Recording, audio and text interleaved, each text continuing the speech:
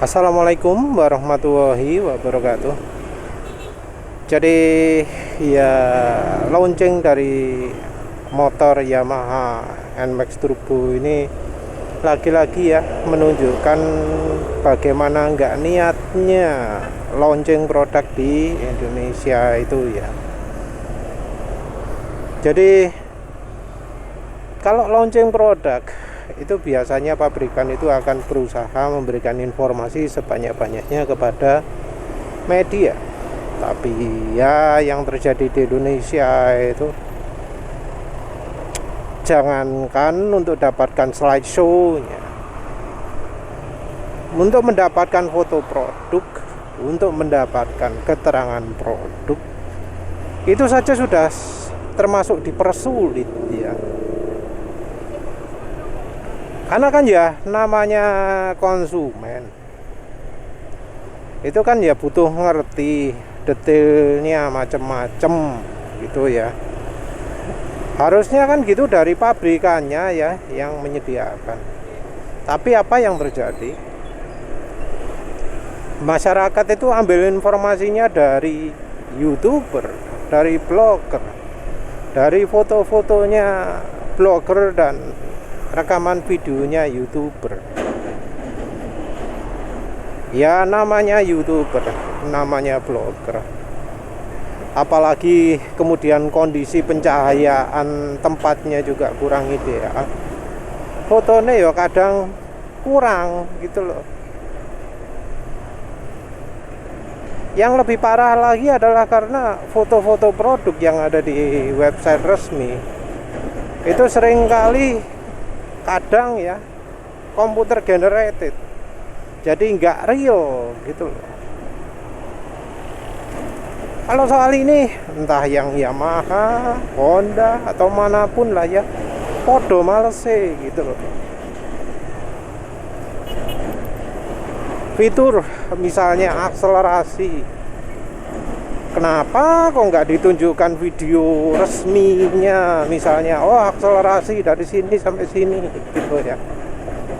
Penulis juga pernah lihat yang ada video akselerasinya itu adalah apa coba, rekaman vlogger ngerekam acara launching, video aslinya sendiri nggak diperlihatkan.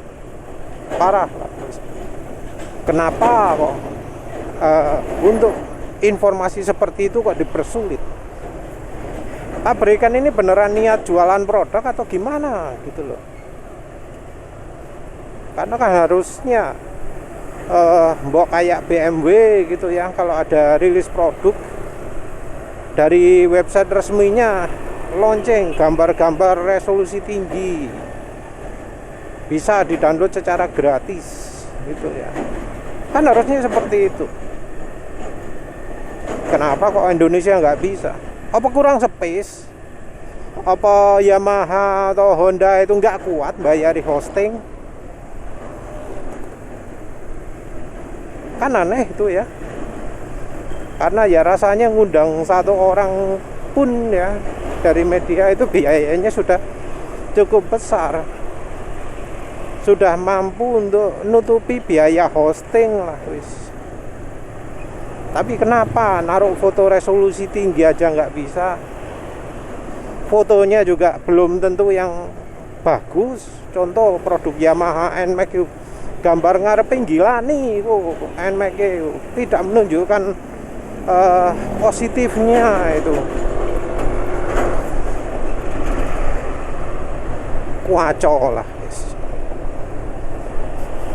Nah ini juga membuat review juga jadi nggak standar gitu ya.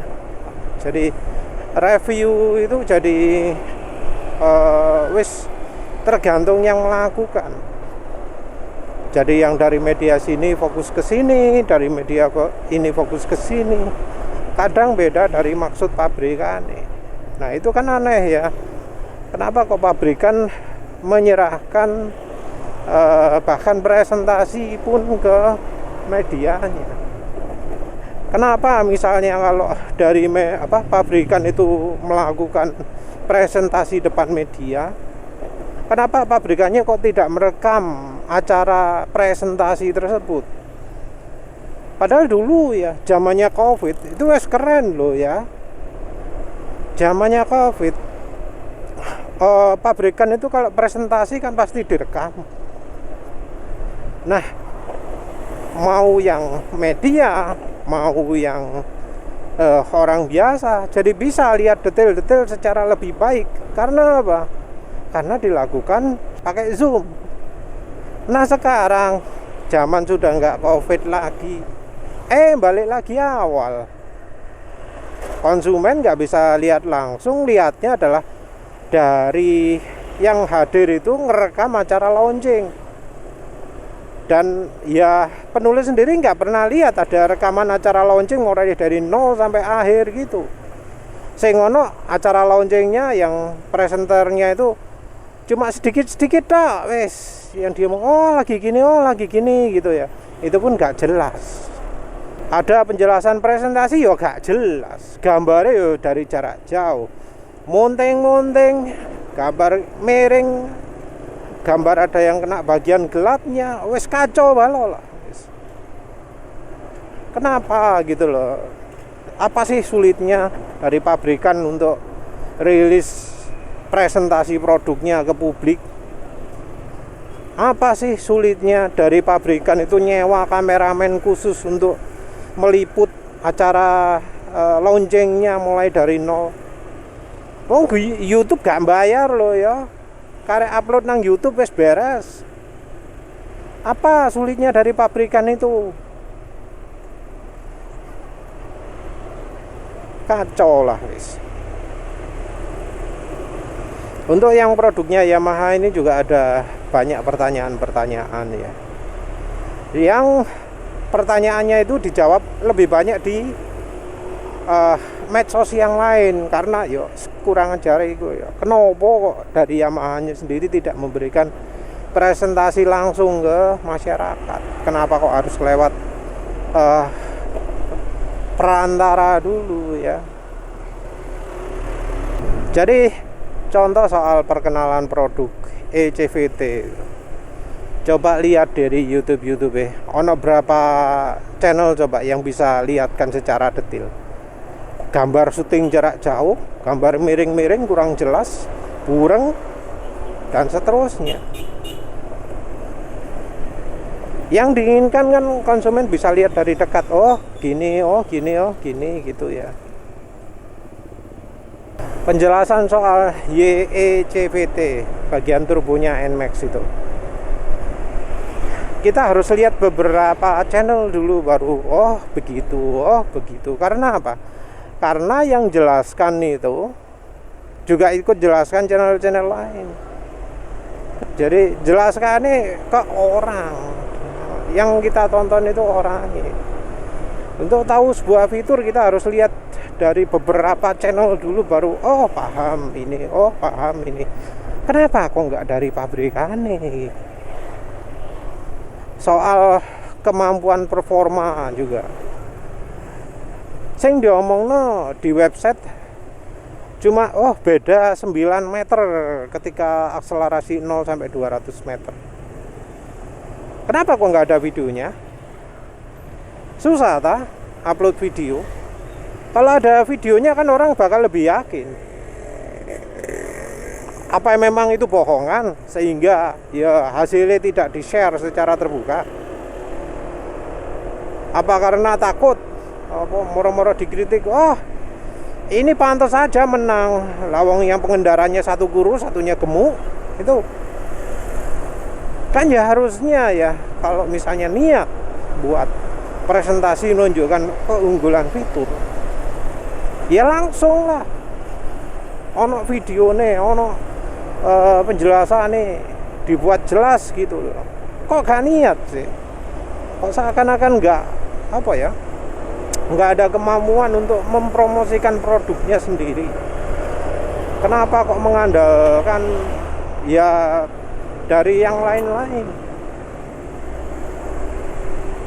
Rasanya tidak sharing itu mungkin lebih banyak karena ingin menyembunyikan informasi. Padahal ya jelas ya dari sisi pabrikannya mampu untuk memperkenalkan produk secara jelas seperti di zamannya COVID, zamannya PSBB. Pabrikan mampu memberikan informasi yang jelas. Tapi ya entah mengapa rasanya pabrikan lebih ingin menyebarkan informasi lewat omongan sales-sales yang kemudian dibumbui kebohongan-kebohongan. Jadi kayak fitur turbo ya, mungkin di media dijelaskan secara jelas gitu. Tapi ke masyarakat sendiri dibuat nggak jelas. Masyarakat sendiri harus dipaksa untuk proaktif ya, untuk cari dari berbagai sumber untuk tahu apa sih sebenarnya fitur itu. Fitur turbo ini, fitur ECVT ini. Karena ya bisa jadi misalnya oh mungkin akselerasi 0 sampai 200 meter itu kencang, tapi dari 200 ke 400 nya enggak lagi kencang misalnya ya. Jadi misal ECVT itu membuat akselerasi 0 sampai 90 itu kencang banget, tapi 90 sampai ke 100 sampai ke 120 misalnya itu jadi lambat. Kan ya siapa tahu.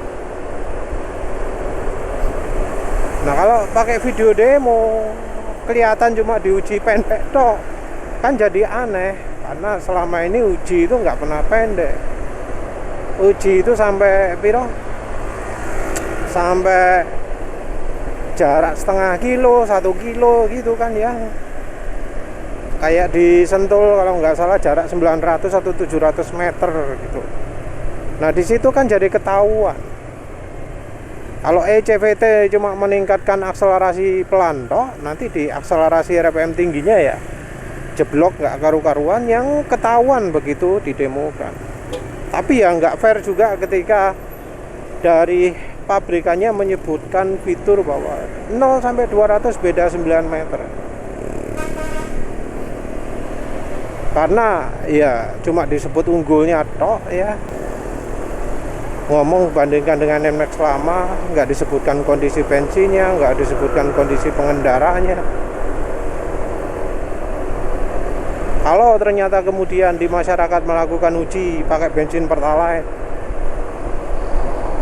ternyata nggak bisa sekencang yang di iklan, ya sama aja kan, bohong. Jadi hanya dikondisikan tertentu saja, tapi nggak disebutkan kondisi tertentu itu apa.